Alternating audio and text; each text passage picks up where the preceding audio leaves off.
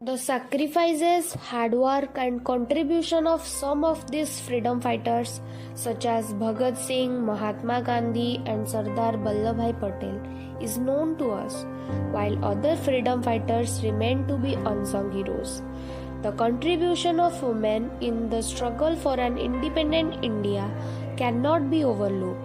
A lot of courageous women raised their voice against the British rule. Discussions about the Indian independence is incomplete without mentioning the significant contributions by female freedom fighters.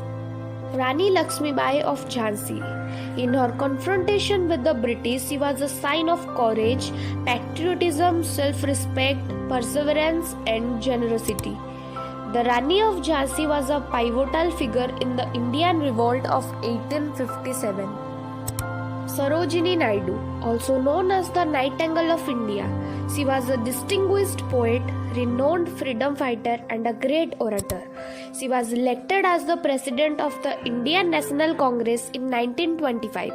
She campaigned for the Khilafat, Indian disobedience movement, and also the Quit India movement. Begum Hazrat Mahal. She was also known as the Begum of Awadh. She played a major role during India's first war of independence, which was fought between 1857 to 1858.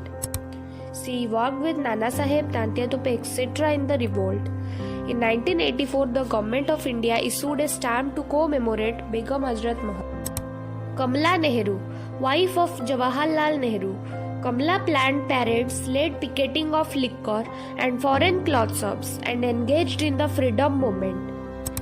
She played a crucial part in consolidating the no tax campaign in the United Provinces. Vijayalakshmi Pandit. She was the daughter of Motilal Nehru.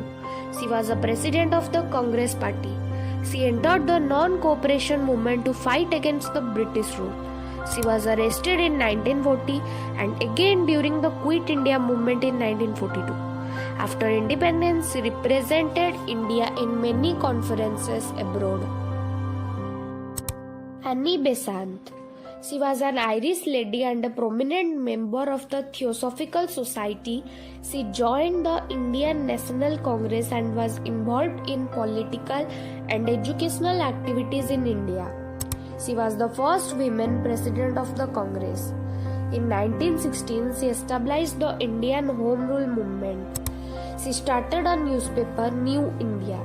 She set up a number of schools and colleges, including the Central Hindu College High School at Banaras, 1913.